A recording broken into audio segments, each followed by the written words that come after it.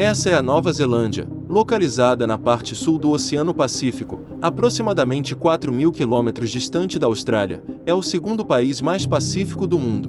A Nova Zelândia é amplamente conhecida por suas belas cadeias de montanhas, lagos deslumbrantes e alimentos orgânicos de alta qualidade.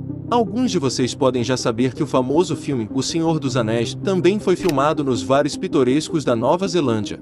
O clima na Nova Zelândia é bastante semelhante ao do Reino Unido, com verões amenos, invernos longos e chuvas razoáveis. No entanto, apesar disso, a população da Nova Zelândia não chega a 7% da população do Reino Unido. Se você der uma olhada no mapa da Nova Zelândia, perceberá que quase 80% do país está completamente vazio, sem ninguém residindo lá. 75% da população da Nova Zelândia reside no norte, e dentro do norte, 50% da população está concentrada em uma cidade, Auckland. Apesar do clima fantástico, paisagens belíssimas, baixa taxa de criminalidade e alto padrão de vida, por que 80% da Nova Zelândia está vazia? Vamos descobrir a resposta para essa pergunta neste vídeo. Primeiramente, se observarmos o mapa mundial, você notará que a Nova Zelândia está bastante distante do resto do mundo. Isso significa que, se você embarcar em um avião em Karachi ou Mumbai, após cruzar todo o Mar Arábico e o Oceano Índico, levaria aproximadamente de 18 a 22 horas de voo para chegar à Nova Zelândia. Agora, surge a pergunta: como os seres humanos conseguiram alcançar esta ilha, tão distante do resto do mundo? Aqui, existem múltiplas perspectivas. Se visitarmos o site oficial da Nova Zelândia, menciona-se que cerca de 1000 anos atrás, entre 1320 e 1350, o povo Maori descobriu a Nova Zelândia. Os Maori eram habitantes das ilhas no Oceano Pacífico, também conhecidas como Ilhas Polinésias. Segundo fontes oficiais, no século XIII, os Maori deixaram suas ilhas e embarcaram em viagens de canoa, eventualmente chegando à Nova Zelândia. Isso ocorreu por volta do mesmo período em que os mongóis e Gengis Khan estavam ganhando o controle sobre a Eurásia. Mas agora, surge a pergunta: por que essas pessoas deixaram suas ilhas ancestrais e vieram para a Nova Zelândia?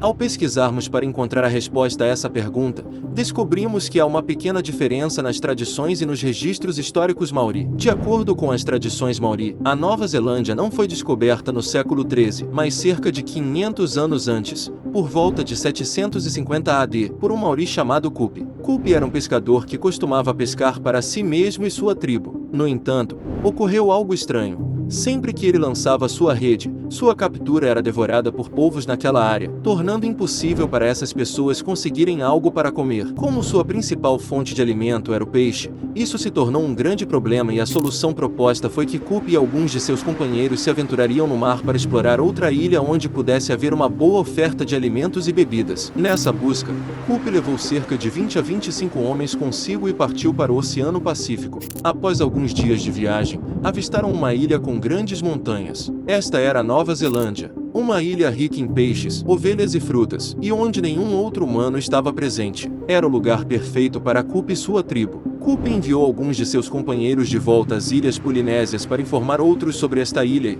assim, o povo Maori começou a se estabelecer na Nova Zelândia. Até o século XVII, o povo Maori viveu pacificamente na Nova Zelândia, longe do resto do mundo, sem inimizade ou ameaça de ninguém. No entanto, isso logo iria mudar. Foi o momento em que as nações ocidentais estavam expandindo seu poder globalmente. Exploradores foram enviados para descobrir ilhas, países e continentes, com o objetivo das nações europeias de ganhar controle e aumentar seu poder. Um explorador holandês chamado Abel Tasman partiu para o sul do Oceano Pacífico em busca de um continente. Naquela época, os europeus acreditavam que deveria haver um continente nesta parte. Se encontrado, abriria portas para muitas oportunidades para os países europeus. Em 1642, Tasman descobriu a Nova Zelândia, mas quando tentou desembarcar lá, ocorreu um conflito feroz e sangrento com o povo Maori, forçando-o a recuar. Então, em 1769, um oficial britânico chamado James Cook chegou à Nova Zelândia enquanto procurava o mesmo continente. Mais uma vez, uma batalha feroz eclodiu entre as forças de James e o povo Maori,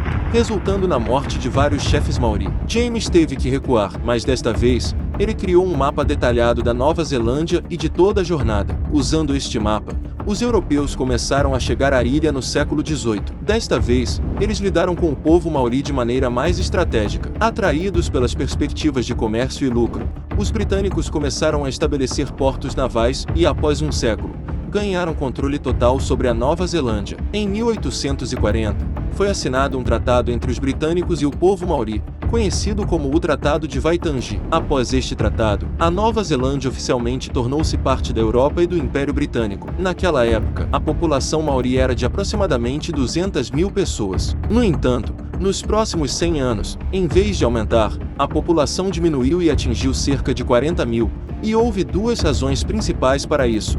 Primariamente, quando os colonizadores europeus chegaram, trouxeram consigo doenças comuns na Europa naquela época. O problema era que o povo maori não havia desenvolvido imunidade a essas doenças, e como resultado, após o influxo de imigração europeia, muitos maori locais ficaram doentes e começaram a morrer.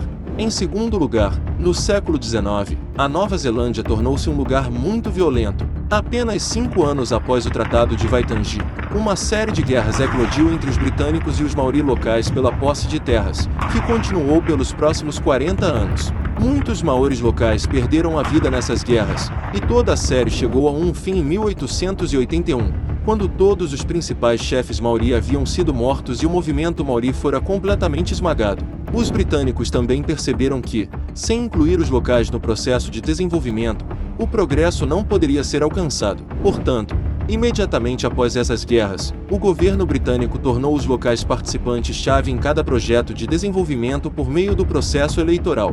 Dessa forma, a jornada de paz e progresso finalmente começou na Nova Zelândia. Mas ainda assim, como mostramos no início do vídeo, por que uma parte tão grande da área da Nova Zelândia está vazia? E por que todas as pessoas vivem aqui na Ilha do Norte? A realidade é que a região sul da Nova Zelândia está completamente vazia porque viver ou construir qualquer coisa nesta área é quase impossível. Na parte sul da Nova Zelândia, há cadeias de montanhas por toda parte. Toda a área é cercada por montanhas altas, e o terreno é tão irregular que até mesmo construir infraestrutura básica, como estradas, é quase impossível. Neste lado das montanhas, o lado leste, o terreno é muito seco e infértil, tornando a irrigação e outras práticas agrícolas impossíveis. É por isso que a maioria da população da Nova Zelândia reside na Ilha do Norte. Para lidar com a questão da escassez populacional, o governo da Nova Zelândia flexibilizou as políticas de imigração após a Segunda Guerra Mundial. Antes da Segunda Guerra Mundial, a entrada de indivíduos não brancos na Nova Zelândia era restrita,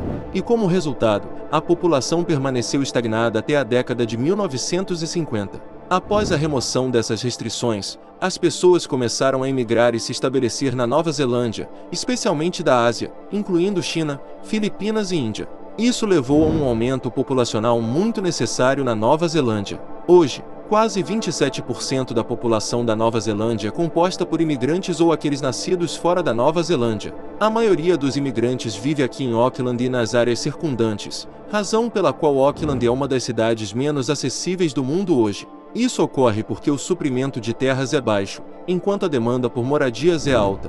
Para enfrentar esse problema, o governo da Nova Zelândia está oferecendo subsídios de até $8.000 para incentivar as pessoas a se mudarem 100 km longe de Auckland, para lugares como Waikato. O objetivo é reduzir a pressão no mercado imobiliário de Auckland e normalizar os preços. Um aspecto interessante é que toda a indústria agrícola da Nova Zelândia é baseada na exportação de carne de animais. A terra verde exuberante na Ilha Norte, graças às chuvas, permite a criação abundante de rebanhos de ovelhas e vacas. A população da Nova Zelândia é de aproximadamente 0,5 milhão, enquanto, de acordo com uma estimativa, a população de gado é de quase 30 milhões. É por isso que a Nova Zelândia é o maior exportador mundial de carne de carneiro e lã de ovelha. A Nova Zelândia exporta 95% de sua carne, gerando uma receita de $46 bilhões apenas em 2019. A Nova Zelândia ocupa a 50ª posição na economia global e sua principal fonte de receita são as exportações agrícolas. Ganhar incríveis $46 bilhões apenas com exportações de carne é notável e serve como motivação, especialmente para os países ricos em agricultura da América do Sul e América Central. Se você gostou do vídeo de hoje, por favor, curta e se inscreva no canal. Essas são as fontes que consultamos para este vídeo. Fique ligado para o próximo vídeo. Cuide-se.